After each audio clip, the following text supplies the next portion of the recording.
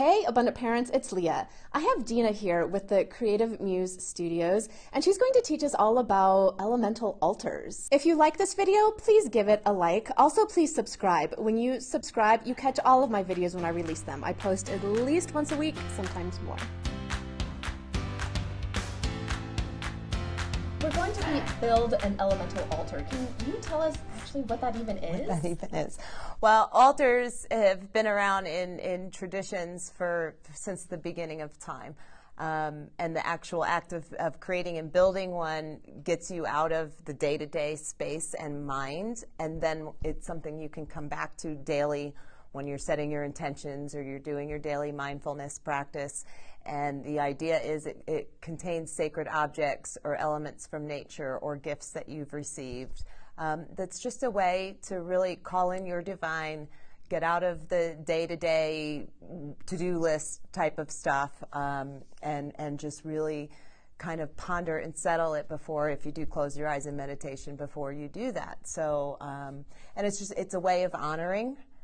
And it's not, a lot of people put their own mindset around what an altar is. This is something anybody can do. It's not reserved for clergy or church or anything. It's just your own personal, creative, sacred space. And we all should have some corners in our home that are our sanctuaries. And that's really what the altar is all about. I have them all over the place.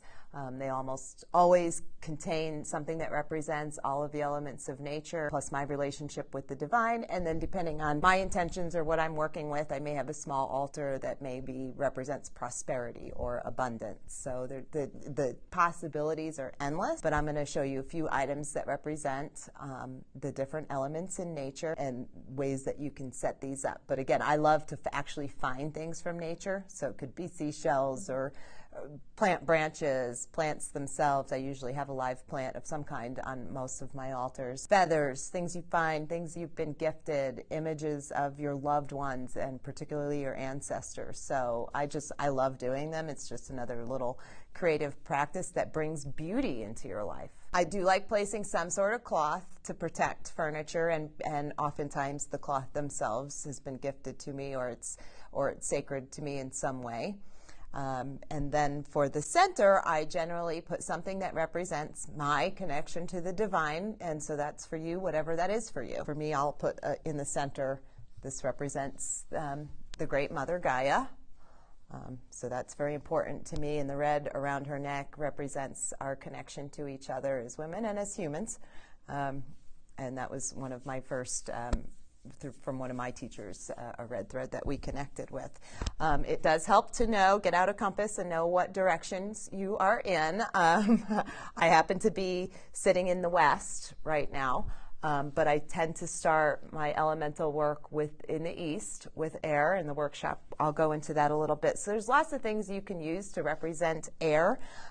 Most winged creatures represent the air element, so beautiful thing is to find or get feathers to put on your altar to represent air. So there's one of my feathers. Also, instruments, if you love sound or sound healing. This is a rattle. It actually clears energy, and they're considered an air element instrument.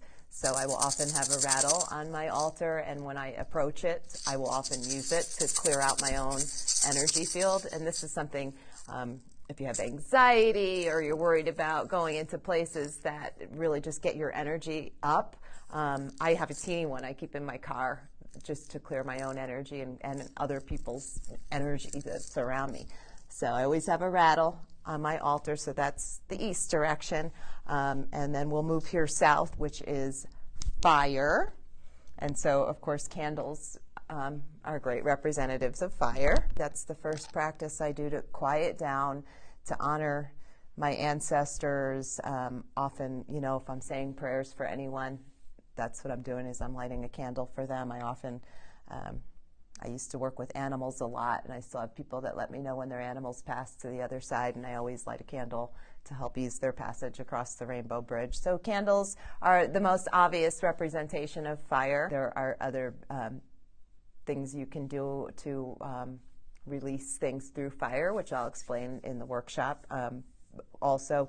Incense, lighting incense could be either air or fire because you're lighting it. Depends on the type of incense you're using.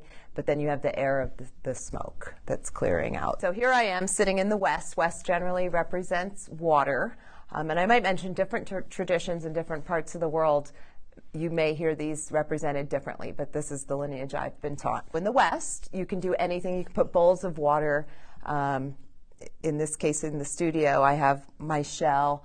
I also, or any type of water creatures. So I have my little amethyst seahorses, which I love seahorses. They're magical creatures.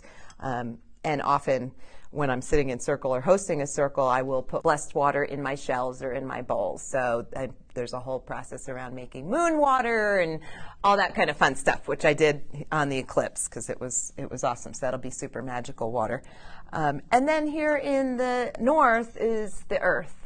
And that represents nourishment, dirt, plants, the gems and crystals that come from the earth. So, and I consider elephant an earth creature, so I happen to get an elephant bowl, and there's several different crystals in here, citrine, snowflake obsidian, and a raw amethyst. So those kind of represent different elements. I encourage you to play. This is all about play and what brings meaning for you.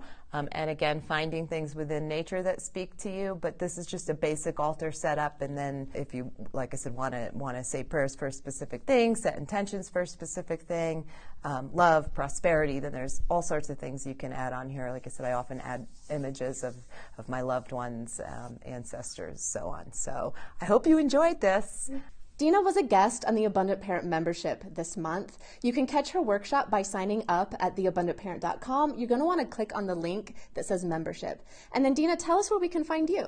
You can find me at www.amusedwomanstudios.com, and I'm here physically in Centennial, Colorado, where most of my work and my classes take place. Thank you so much for being here. You're welcome.